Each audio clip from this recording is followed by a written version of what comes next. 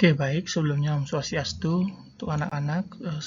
Selamat pagi, selamat malam, selamat siang, selamat sore, ataupun selamat siang. Jadi sebelum pada hari ini kita masuk ke mata pelajaran pemrograman dasar dan sudah memasuki pertemuan ketiga. Masih dengan topik yang sama, kita masih membahas mengenai alur dan struktur bahasa pemrograman. Jadi masih membahas mengenai bahasa pemrograman. Kemudian untuk sesi kali ini saya mohon maaf ya, kembali saya tidak menampilkan wajah karena ini saya melakukan record di rumah ya, dan kondisi pencahayaan di rumah masih kurang bagus. Namun saya harapkan adik-adik tetap fokus ke materinya saja, seperti itu. Oke, baik. Adapun untuk kompetensi dan tujuan pembelajarannya adik-adik bisa lihat. Jadi sudah masuk ke kompetensi dasar 3.3, 4.3 berikut dengan tujuan pembelajarannya. Oke, kita langsung masuk. Nah, jadi sesuai dengan apa yang sempat kita diskusikan minggu lalu, ataupun saya sampaikan di pertemuan sebelumnya ya. Jadi khusus untuk pemrograman dasar kali ini kita akan menggunakan atau mempelajari ataupun memperdalam pemahaman mengenai bahasa pemrograman Python. Ya, di samping dengan segala kelebihan dan kekurangan Python yang sudah saya sampaikan minggu lalu. Jadi untuk sekedar mengingat kembali ya. Jadi kita ketahui bahwa Python ini merupakan salah satu bahasa pemrograman yang sangat populer dan banyak digunakan, terutama di saat-saat sekarang. Banyak yang ingin belajar pemrograman dan dia memulainya dengan bahasa pemrograman Python. Nah, kemudian kita membahas alur bahasa pemrograman Python. Nah, seperti yang kita bahas di minggu kemarin, bahwa bahasa pemrograman Python itu merupakan bahasa pemrograman yang bekerja secara interpreter atau menerjemahkan kodenya secara baris per baris atau satu per satu. Nah, jadi apa maksudnya itu? Jadi di sini saya buatkan perumpamaan. Jadi adik-adik bisa lihat, misalkan ada source code ini, sini ada istilah source code. Nah, source code ini itu maksudnya adalah kode atau barisan kode yang ada di sebuah bahasa pemrograman. Misalkan di sini source code-nya adalah source code bahasa pemrograman Python. Itu biasanya terdiri dari banyak baris ya. Misalkan di sini ada baris 1, 2, 3 dan seterusnya.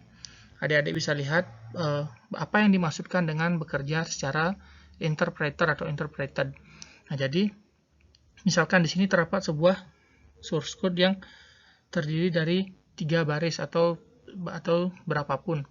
Nah, jadi maksudnya di sini adalah pada baris pertama, Python itu akan menerjemahkan baris pertama. Dimulai dari baris pertama, diterjemahkan oleh si interpreter, atau interpreter di sini maksudnya adalah si Python itu sendiri, sesuai dengan versi yang digunakan. Nah, kemudian baris pertama itu akan langsung dieksekusi menuju ke terminal. Begitu kemudian lanjut dengan baris yang kedua, masuk ke interpreter atau diterjemahkan oleh si interpreter, kemudian masuk ke terminal atau ke bagian eksekusi. Nah, kemudian baris ketiga selanjutnya, setelah baris kedua tidak ditemui masalah, kemudian langsung baris ketiga, giliran baris ketiga yang diterjemahkan oleh si interpreter atau Python itu sendiri. Dan jika tidak ditemukan masalah, maka akan langsung dieksekusi atau langsung ditampilkan di terminal ya. Jadi adik-adik bisa lihat di sini gambarannya itu seperti, untuk mudahnya ya, source code di sini itu adalah inputan ataupun kode yang kita masukkan. Kemudian interpreter atau penerjemah atau si Python itu sendiri itu merupakan pemroses. Dan kemudian terminal, ini kita akan sering gunakan istilah terminal ini nanti, itu adalah tempat untuk menampilkan hasil program yang adik-adik tulis. Jadi seperti itu. Nah, jadi sekali lagi, baris pertama dimasukkan ke interpreter atau diterjemahkan, langsung menuju ke terminal. Jika tidak ditemui masalah, langsung menuju ke baris kedua, masuk juga ke interpreter, langsung masuk ke terminal jika tidak ditemui masalah. Nah, bagaimana jika ditemui masalah? Jika ditemui masalah ataupun kesalahan penulisan pada sebuah program pada baris tertentu, itu programnya otomatis akan terhenti di baris tersebut. Nah, itulah yang dimaksud dengan alur bahasa pemrograman Python yang bekerja secara interpreter. Jadi itulah cara kerja Python seperti itu ya. Kita lanjut. Nah, kita membahas sedikit struktur bahasa Python. Nah, kalau ini gambar ini saya sempat sertakan di pertemuan minggu lalu ya, sebagaimana sempat kita bahas. Kalau bahasa Python itu memiliki struktur yang sangat sederhana, bahkan jauh lebih sederhana jika dibandingkan dengan bahasa-bahasa pemrograman lain. Misalkan adik-adik bisa lihat di gambar ini.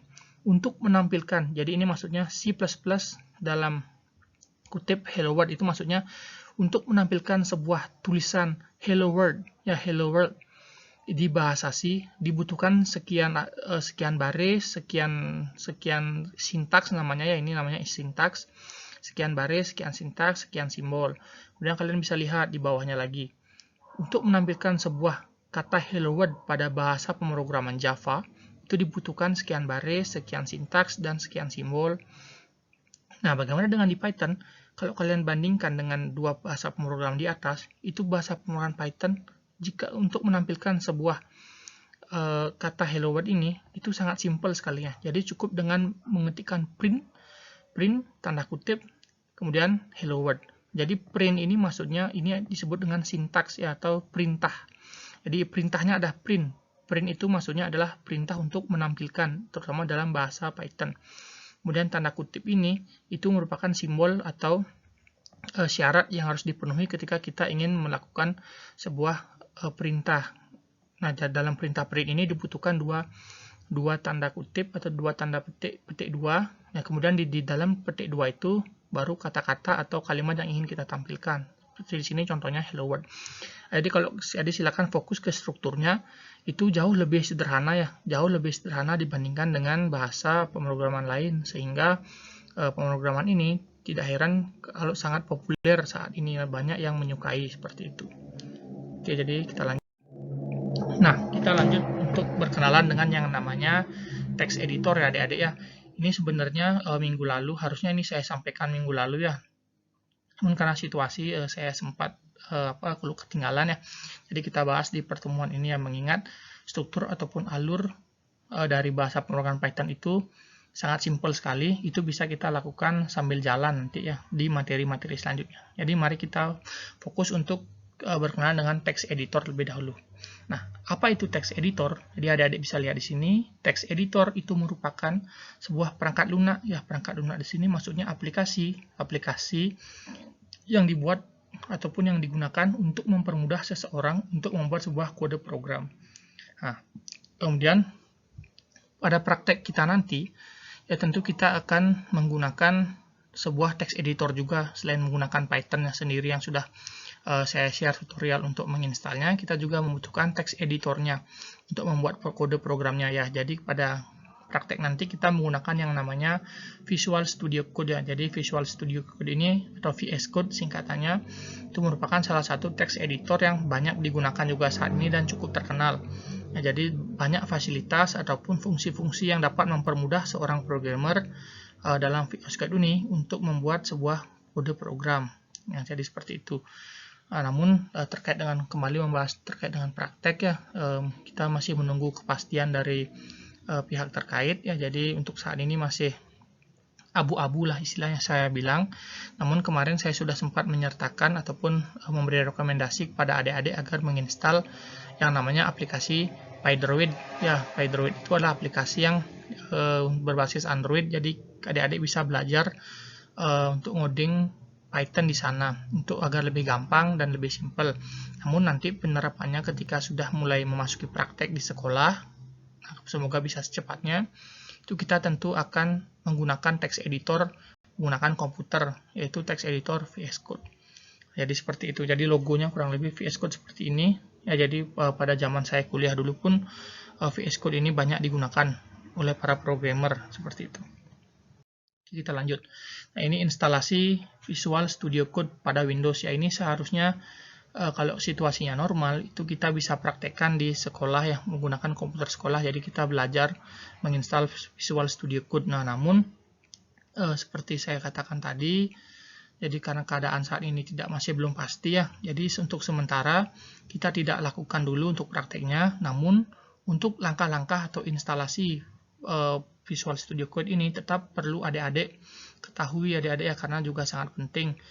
Meskipun tidak pasti akan kita lakukan, mengingat waktu juga, kemudian masih situasi saat ini, itu tetap menjadi hal yang penting untuk diketahui terutama oleh adik-adik.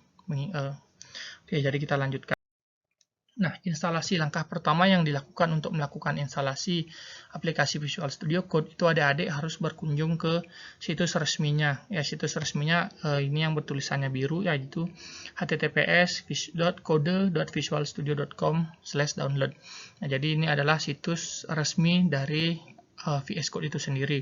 Nah, kemudian tampilannya kurang lebih seperti gambar yang sudah saya sertakan ini. Jadi jika adik-adik menggunakan perangkat Windows ya, atau perangkat Windows ini kan umumnya kita banyak digunakan ya. Nah, itu kalian bisa pilih langsung kotak yang saya lingkari ini, gambar yang saya lingkari, itu tinggal pencet atau klik downloadnya. Kemudian kalau adik-adik menggunakan yang namanya Internet Download Manager atau pada laptop yang terinstall IDM, jadi tampilannya akan muncul menu pop-up seperti ini. Jadi itu tinggal pencet start download saja. Namun kalau adik-adik tidak menginstal IDM, itu jadi hanya mendownload menggunakan browser saja, itu biasanya akan langsung terdownload, namun tidak muncul notifikasi yang besar seperti ini ya. Jadi dia langsung terdownload. Nah, ketika proses download ini, itu kita harus menunggu beberapa saat ya. Jadi ukurannya ini kurang lebih 79,37 MB. Nah, ketika sudah terdownload itu kita bisa langsung buka di komputer, di filenya, file instalasinya di komputer kalian, di folder tempat kalian menyimpan downloadannya. Nah, kurang lebih tampilannya akan seperti ini ya. Jadi itu disesuaikan dengan gambar ya. Jadi ini merupakan halaman instalasi pertama dari Visual Studio Code. Jadi ini tujuannya seperti kita mematuhi ataupun mematuhi lisensi yang diberikan oleh Visual Studio Code. Jadi ini tinggal di next saja ataupun disesuaikan dengan gambar ya. Jadi kalian menyetujui agreementnya, kemudian klik next. Nah, kemudian yang selanjutnya itu kalian harus membuat ataupun memutuskan direktori di mana kalian ingin menyimpan file instalasi ini. Ya, jadi ini bisa langsung kalian next jika tidak ditemukan masalah. Itu tinggal di next saja. Kemudian tampilannya akan seperti ini. Jadi ini bisa langsung di next. Kemudian ini adalah konfigurasi dari Visual Studio Code kalian. Jadi pastikan semuanya sudah dicentang. Ini mengingat nanti akan sangat membantu sekali ketika kita bisa praktek itu ya. Jadi banyak fungsi-fungsi yang kita gunakan di sini. Kemudian ini bisa di next. Untuk dua tahap ini kalian bisa langsung next. Namun untuk yang tahap yang ini, untuk tahap nomor 6 ini harus dicentang semua untuk jaga-jaga mengingat fungsi-fungsi yang akan kalian gunakan nanti seperti itu. Jadi langsung di next, kalian bisa klik finish ya. Jadi itu berarti kalau sudah seperti ini Visual Studio Code-nya sudah berhasil terinstall. Oke, lanjut. Nah, tadi itu kita sudah sampai di tahap instalasi Visual Studio Code. Nah, apakah sudah bisa kita langsung gunakan? Sebenarnya bisa, namun khusus untuk Visual Studio Code ini kita harus menambahkan ekstensi Python pada Visual Studio Code. Ini bisa dikatakan kita menginstal Python di Visual Studio Code sehingga nanti ketika kita mengoding ataupun memprogram bahasa Python di VS Code itu bisa dapat dilakukan dengan mudah dan lengkap seperti itu. Oke, jadi bagaimana langkah-langkah menambahkan ekstensi Python pada Visual Studio Code? Yang pertama, kita masuk ke halaman awal atau halaman awal dari Visual Studio Code itu sendiri. Jadi VS-nya ini Visual Studio maksudnya adik-adik ya. Jadi jangan dianggap VS itu versus, tidak ya. Jadi VS ini adalah Visual Studio seperti itu. Nah, jadi ini merupakan tampilan dari awal dari Visual Studio Code ya. Jadi ini adalah tampilan konfigurasi ataupun tampilan pengaturan ya. Jadi di sini kita bisa mengatur tampilan Visual Studio Code yang kita inginkan. Apakah kita ingin latarnya putih, hitam, atau menggunakan kontras. Nah, jadi di sini untuk mempercepat adik-adik bisa langsung pilih opsi markdown. Ya, ini yang sudah saya tandai. Itu bisa langsung dipencet untuk mempercepat. Nah, kemudian tampilannya akan seperti ini adik-adik. Nah, untuk memulai menambah ekstensi, itu kalian harus mengklik icon ekstensi yang saya beri tanda kotak di sini ya, kotak putih. Ini adalah icon ekstensi adik-adik. Jadi adik-adik pencet ini, maka akan muncul. Kemudian pada bagian search-nya ini, ya kita masuk ke langkah ketiga. Pada langkah search-nya ini kita ketikkan Python. Nah, otomatis akan muncul banyak sekali pilihan dari ekstensi Python. Nah, di sini kita menggunakan yang ada bintangnya ya, ataupun yang teratas. Ini merupakan ekstensi dari Python yang resmi ya, sehingga yang akan kita gunakan. Ketika sudah muncul, adik-adik bisa langsung klik Python yang paling atas, kemudian langsung diklik opsi install. Nah, jadi diinstal. Oke, lanjut. Nah, ini adalah setelah mengklik opsi install itu kita harus menunggu sekian ataupun beberapa saat adik-adik ya. Jadi ini adalah tampilan ketika proses instalasi sudah selesai. Jadi di sini bisa dilihat tampilannya seperti ini. Nah, untuk memulai memprogram ataupun mencoba menulis bahasa Python, nah, jadi untuk notifikasi ini bisa langsung di close. Nah, jadi dengan tanda merah di sini itu adik-adik tinggal pencet untuk di close. Kita lanjut. Nah, jadi ini adalah tampilan ketika kita sudah selesai untuk menambahkan ekstensi Python pada Visual Studio Code. Nah, jadi kita sudah mempelajari dua langkah-langkah ya. Yang pertama adalah langkah-langkah instalasi Python di laptop atau perangkat Windows adik-adik. Kemudian yang kedua adalah langkah-langkah menambahkan ekstensi Python pada Visual Studio Code yang adik-adik sudah tambahkan. Oke, kita lanjutkan. Jadi mohon maaf ada sedikit gangguan. Oke, mungkin jika adik-adik tertarik untuk mengikuti tutorial ini, itu sangat saya acungi jempol sekali ya. Itu bisa saya katakan nilai plus.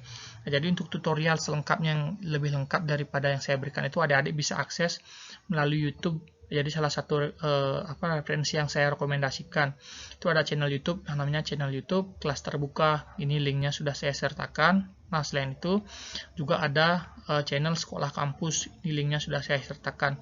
Nah, ini merupakan dua referensi yang adik-adik bisa gunakan untuk melihat langkah-langkah ataupun mempelajari langkah-langkah instalasi Visual Studio Code dan juga instalasi Python pada Visual Studio Code. Nah, kurang lebih seperti itu untuk dua langkah-langkah yang sudah kita bahas tadi. Kita lanjut. Nah, kita masuk ke ini juga langkah-langkah ya. Jadi kini kita masuk ke membuat program Python sederhana ya. Jadi setelah kita menginstal Python di pertemuan sebelumnya, kemudian tadi kita sudah membahas mengenai instalasi Visual Studio Code di perangkat Windows adik-adik, kemudian kita sudah membahas cara menginstal Python di Visual Studio Code adik-adik atau menggabungkan Python dan Visual Studio Code-nya, kita bisa langsung mencoba membuat sebuah program sederhana pada Visual Studio Code adik-adik. Jadi bagaimana caranya? Itu yang pertama, kita kembali ke tampilan awal dari Visual Studio Code sendiri. Nah, Visual Studio Code ini pastikan sudah terinstalasi atau sudah terekstensi dengan Python ya. Jadi di sini adik-adik bisa lihat untuk memulai membuat sebuah file program itu adik-adik bisa klik yang namanya new file. Kayak ini, new file. Nah, kemudian mohon maaf ini masih sama. Jadi new file. Nah, jadi tampilannya akan seperti ini adik-adik. Ini ada inilah yang namanya workspace ya, workspace ataupun lembar kerja adik-adik. Di sini adik-adik akan tempat adik-adik untuk menuliskan kode program yang akan adik-adik buat.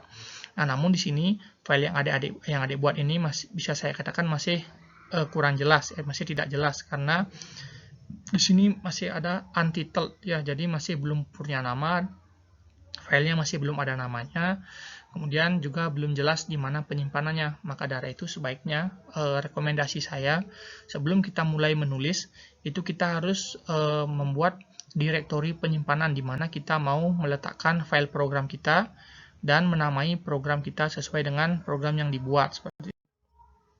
Jadi langkah-langkahnya yang pertama kita simpan dulu lembar kerja kita di direktori yang kita buat.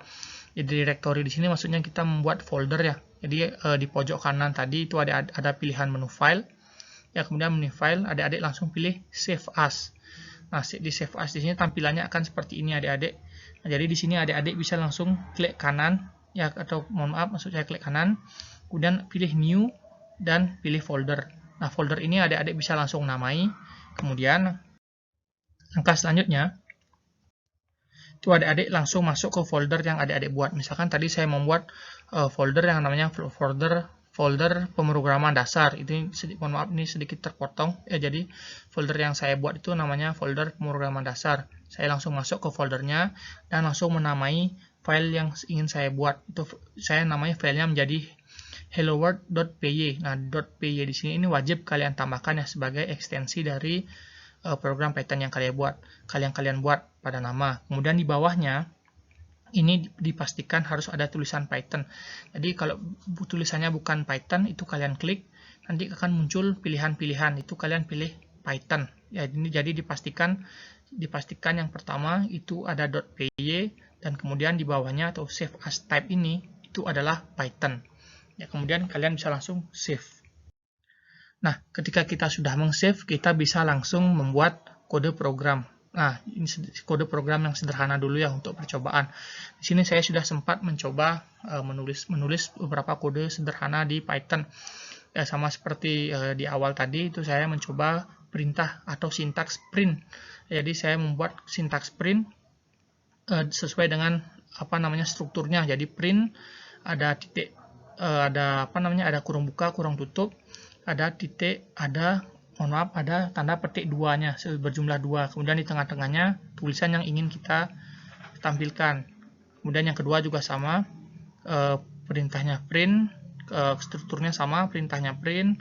Kemudian ada kurung buka, kurung tutup, ada tanda petik 2-nya juga. Kemudian ada kalimat di tengah-tengahnya atau di dalamnya, itu ada kalimat yang ingin kita tampilkan. Setelah kita menulis program sederhana ini, kita harus menjalankan programnya untuk melihat hasilnya. Nah, untuk menjalankan programnya sendiri, itu kita menggunakan run. Jadi icon run ini, icon run yang saya lingkari ini, yang saya kotak, yang ada yang saya tandai ini, itu namanya icon run. Atau untuk fungsinya adalah untuk menjalankan program yang adik-adik buat. Nah, inilah yang dinamakan dengan interpreter tadi ya. Jadi ini adalah proses interpreter atau proses penerjemahan adik-adik. Nah, setelah program yang kita buat diterjemahkan atau dijalankan, akan langsung muncul terminal di bagian bawah. Ini adalah terminalnya adik-adik. Terminal atau tempat di mana hasil dari program kita ditampilkan. Nah, di sini kalau tampilannya sudah seperti ini, jadi muncul tulisan Hello World. Saya sedang belajar Python. Kalau tampilan seperti ini berarti programnya sudah berhasil adik-adik ya. Jadi sekali lagi ini adalah tempat kalian memasukkan program kalian. Nah, kemudian ini adalah icon run ataupun untuk menjalankan program kalian, dan nanti programnya akan muncul di bawah sini. Nah, jadi hello world, saya sedang belajar Python, seperti itu. Ini contoh sederhana saja adik-adik ya. Nah, aplikasi Android ini itu sangat simple, kalian bisa download di Google Play Store adik-adik ya. Jadi tinggal download, ukurannya sekitar 30-40 MB. Nah, jadi adapun di aplikasi ini itu kalian bisa langsung mengetikkan kode program Python kalian, jadi tanpa harus menyimpan terlebih dahulu. Jadi ini tujuannya untuk latihan saja adik-adik ya. Jadi di sini saya sudah sempat membuat beberapa kode program. Jadi tampilan awal setelah kalian selesai melakukan instalasi PyDroid ini akan seperti ini adik-adik, seperti gambar pertama ini. Jadi tampilannya seperti ini. Ini workspace atau lembar kerja kalian. Nah, kemudian saya mencoba menuliskan program sederhana, juga program print juga. Jadi penulisannya sama, penulisannya sama, kemudian strukturnya juga sama. Nah, kemudian untuk menjalankan program itu kita kembali mengklik atau mencet yang namanya icon run. Nah, ini untuk icon run-nya itu ini di sini ya, untuk ada aplikasi Android. Sudah saya kasih tanda. Nah, ketika sudah berhasil, maka akan muncul tampilan seperti di gambar yang ketiga. Gambar ini ya, jadi nama-nya terminal. Jadi di sini bisa dilihat. Saya menuliskan, saya adalah siswa SMK Pariwisata Banyumatis. Saat ini saya berada di kelas 10 mm. Dan ada keterangan program finished. Berarti programnya ini sudah berjalan dengan baik atau programnya sudah selesai dijalankan. Nah, itu untuk contoh pembuatan atau penulisan sintaks sederhana pada bahasa pemrograman Python ya adik-adik ya. Oke, nah mungkin sekian dulu untuk materi kita kali ini adik-adik. Jadi kurang lebih itu untuk pokok bahasan kita. Nah, untuk penutup itu saya harapkan di rumah adik-adik mencari lagi tambahan referensi atau tambahan informasi mengenai bahasa Python. Jadi saya sarankan adik-adik perbanyak menonton tutorial-tutorial Python yang mulai dari dasar saya dulu, kita belajar sama-sama nanti. Ya, jadi salah satu channel yang tadi saya rekomendasikan itu Kelas Terbuka, itu dia punya playlist khusus bagi adik-adik yang ingin belajar bahasa Python. Jadi adik-adik bisa nonton tutorialnya semua di sana ya, lengkap. Itu saya sangat merekomendasikan sekali channelnya karena penjelasannya bagus dan juga sangat mudah dipahami. Nah, kemudian setelah penyampaian melalui video di sesi kali ini, saya harapkan mungkin saya akan memberikan tugas pada adik-adik di Google Classroom ya, jadi silakan dicek nanti. Jadi apa tugasnya itu dikerjakan sesuai dengan tenggat waktu dan sesuai dengan tugas yang diberikan, sesuai dengan instruksi lah. Nah, kemudian apabila terdapat ada hal yang kurang jelas, adik-adik dapat bertanya ataupun berdiskusi dengan saya melalui grup WhatsApp saja. Nah, kemudian yang terakhir, dengan berakhirnya pertemuan KD pertemuan sebelumnya ya, jadi bukan pertemuan yang ini maksudnya pertemuan sebelumnya ya, di KD 3.1 atau 3.2 ataupun 2 materi kemarin itu sudah berakhir. Nah, jadi rencananya karena sudah ada KD yang selesai itu hitungannya sudah dua bab ya selesai, seperti itulah 2 bab selesai. Nah, itu saya rencana ingin mengadakan evaluasi berupa ulangan harian. Nah, maka dari itu untuk minggu depan, ini evaluasinya minggu depan ya adik-adik. Jadi untuk minggu depan silakan dipersiapkan dengan baik. Jadi yang dipelajari itu adalah yang dievaluasi itu adalah 2 KD sebelumnya ya. Jadi bukan KD yang sekarang atau KD yang saat ini atau yang tadi kita bahas. Jadi kita membahas 2 KD sebelumnya atau 2 materi di pertemuan sebelumnya. Jadi seperti itu. Oke, mungkin sekian dari materi kali ini. Saya mohon maaf apabila terdapat banyak kekurangan. Semoga kedepannya kita bisa perbaiki sama-sama. Oke, untuk itu saya tutup dengan Parama Santi. Om Santi Santi Santi Om. Terima kasih.